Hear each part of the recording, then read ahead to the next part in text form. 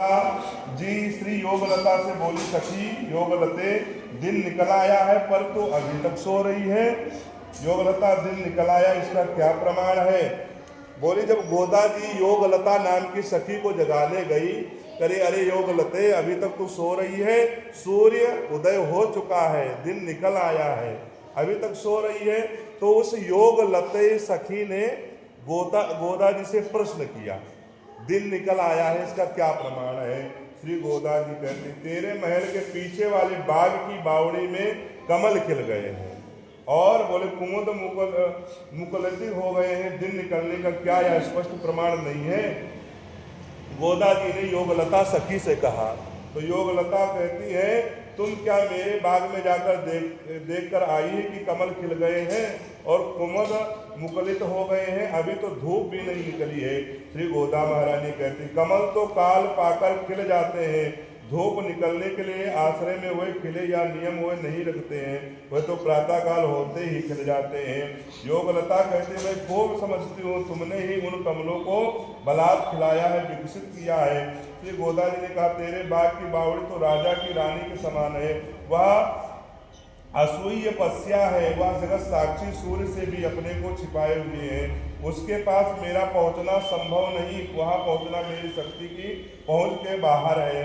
ऐसी अवस्था में हम उन कमलों को विकसित और कुमुदों को मुकलित कैसे कर सकते हैं? इस सखी के न उठने में गोदा को निर्वेद वैराग्य हो गया, इसलिए भेदभाव से वह तेरे बाग की बावड़ी कहती है। योगलता कहती, विकसोत्पत्ति के समय में ही तुम कहते हो कि कमल विकसित हो गए हैं, मैं यह मान लेती हूँ, पर प्रातःकाल होने का क्या कोई और भी चिन्ह है?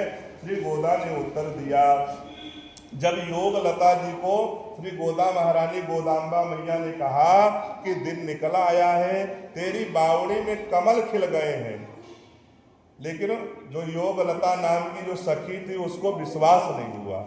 तो गोदाम्बा मैया उसको विश्वास दिलाने के लिए, जैसे हम किसी को विश्वास दिलाने के लिए क्या करते हैं, बोले सौगंध खाते हैं, क्रिया खाते हैं कि मैं आपको विश्वास दिला रहा हूँ ये चीज सच है। उसी तरह गोदा महारानी योगलता नाम की सखी को कहते हैं, मैं तुमको प्रमाण दे रही हूँ, रक्तांबर धरा दुजान धारित्वा श्वेततं नीत्वा गच्छन्ति निज मंदिरं संगमर्पयितुं पश्य। बोले, जो शिव उपासक ब्राह्मण का भी अपने देवता की आराधना का समय हो गया, वे भी जग गए हैं तथा मंदिर की चाबी और शंख पुजारियों को देने जा रहे हैं। वे ब्राह्मण अपने को ब्रह्मचारी सिद्ध करने के लिए गेरू के चूर्ण में रंगे हुए वस्त्र धारण करते हैं, दांतों को मज्जन से मार कर सदा स्वच्छ रखते हैं तथा दूसरों के दंड से बचने के लिए तपस्वियों कांसा वेश बनाए रखते हैं। सन्यासियों का भी संध्योपासन समापन के बाद अपने देवता के आराधन का काल हो गया है, वही भी आराधन के लिए जा रहे हैं। गोदा महारानी कहते हैं, जो शैव उपासक हैं, जो शिव जी के उपासक हैं, भगवान विष्णु के उपासक हैं, वो सब जग करके स्नान करके अपने दांतों को माज करके, अपने दांतों को मज्जन करके, दातून से अपने दांतों को घिस करके उनको स्वच्छ करते हैं और बोले कासाय गेरुए रंग के वस्त्र को कलर करके, श्वेत जो वस्त्र हैं उनको गेरुए कलर से कलर करके फिर धारण करके, फिर बोले मंदिरों में जा करके पुजारियों को शंख चक्रधर चाबी देते हैं कि अब आप भगवान की सेवा करो।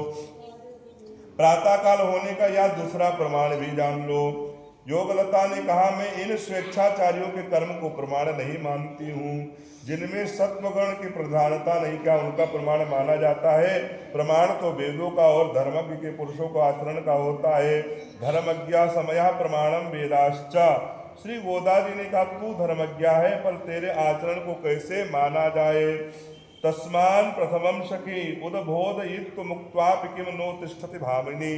अब गोदा महारानी कई प्रकार के उदाहरण देकर के समझाती हैं। बोले, जो शैव उपासक है तमोगुणी, योगलती सखी ने कहा, जो ये शैव उपासक हैं ये तमोगुणी होते हैं, लेकिन जो वेद के उपासक होते हैं, जो नारायण के उपासक होते हैं, वो सत्वगुणी होते हैं। उनका कोई प्रमाण दो तब मैं प्रमाण मानूंगी। तो गोदा महारानी कहती हैं, तूने प्रतिज्ञा की थी कि मैं सब सखियों को जगा दूंगी, पर तू स्वयं पड़ी सो रही है। तूने किसी को अभी तक नहीं जगाया। क्या तेरा यह असत्य आचरण प्रमाण माना जा सकता है? तू केवल बातें बनाना जानती है, आचरण से अपने को विमुख रखती है। मुझे बड़ा विस्मय होता कि श्री कृष्ण से परिचित होने पर भी, श्री कृष्ण की सखी होकर भी तू मिथ्या भाषण करती है। तू बात करने में बड़ी चतुर है। सखियों के सामने कहती कि तुम सब सखियों के दर्शन बिना मुझे चैन नहीं पड़ता, प्राण धारण से भी दुष्कर हो जाता है। पर हम कई बार देख चुके हैं कि तू बड़ी निरपेक्ष है। योगलता ने पूछा, क्या कथन के अनुसार आचरण करना आवश्यक है? क्या इसमें मुझे तो गोदा महारानी कहते, इसमें मुझे संदेह है। कथन के अनुसार आचरण परम आवश्यक है। जब तक जीवन में आचरण शुद्ध नहीं होगा, तब तक हमारा मन शुद्ध नहीं होगा, मन एकाग्रचित नहीं होगा, मन हमारा स्थिर नहीं होगा। हमारा यदि शुद्ध आचरण हो जाए, शुद्ध आचरण कब होगा?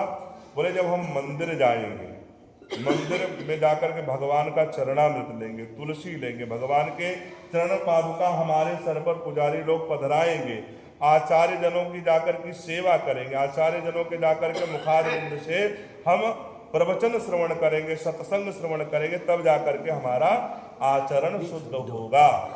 और बोले आचरण अशुद्ध, बोले कि बाहर जाकर कहीं भी कुछ भी खा लें, किसी के साथ बैठे, बोले जैसी संगत वैसी रंगत, जैसा खाओगे अन्न वैसा बनेगा मन। तो अपना बोले आहार शुद्धौ सर्व शुद्धि, पहले अपने आहार को शुद्ध करना चाहिए। अब आजकल कुछ भी खा लेते हैं, कुछ भी खा लेने का मतलब ये हमारे जीवन के, हमारे शरीर में, हमारे मन को बोले विचलित करता है।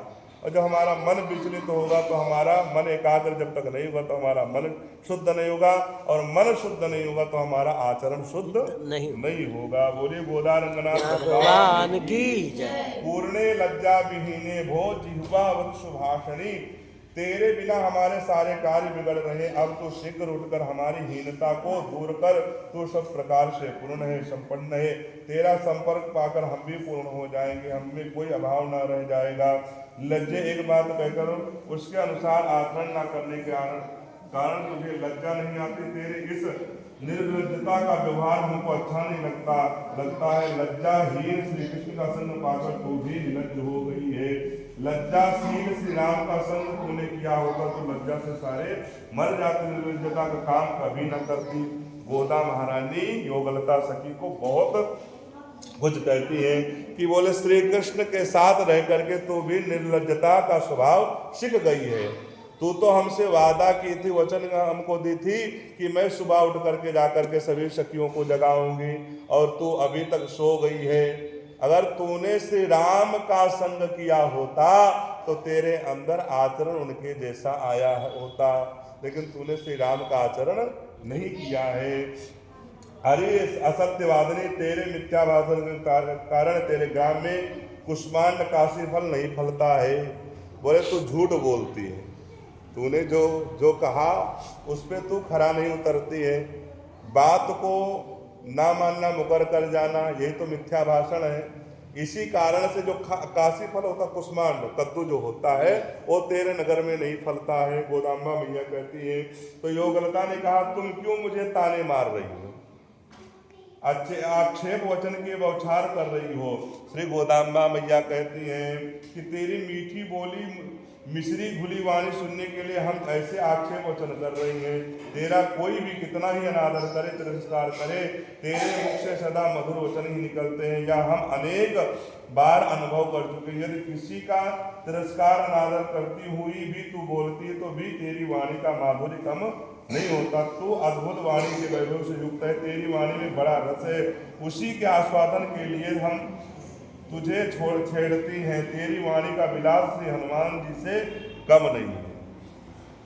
हनुमान जी के वाग विलास का प्रसंग इस प्रकार है। एक बार पंपा सरोवर के निकट हनुमान जी श्री राम जी से मिले और उनसे संस्कृत भाषा में बातें की। श्री राम जी उनके वाग वैभव को देखकर चकित हो गए और लक्ष्मण से बोले, न नागवृद विनीतस्य नायुर्वेदधारिणः न सामवेद विदुषा शक्यमेवं प्रभाषितुम् नूनं व्याकरणं कृष्णम् अनेन बहुधा श्रुतं बहुव्याकरतानेन न किंचित परिभाषितम्।